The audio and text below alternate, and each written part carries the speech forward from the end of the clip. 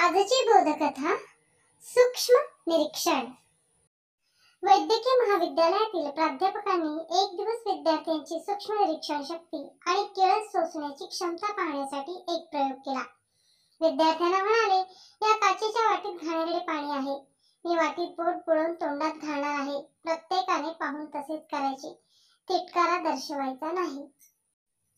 सरांनी वाटीत बोट बुडवून चाखले। पाठोपाठ एकामागून एक विद्यार्थ्यांनी ते गढूळ पाणी काहीशा अनिष्टेने चाखले।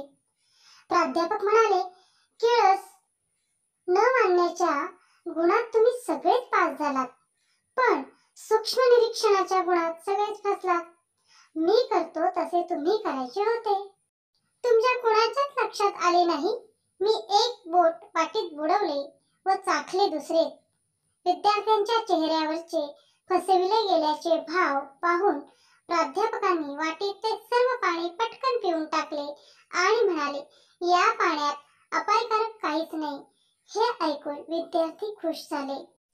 तात्पर्य: निरीक्षण सूक्ष्म आणि अचूक असल्यास फसगत होत नाही। धन्यवाद।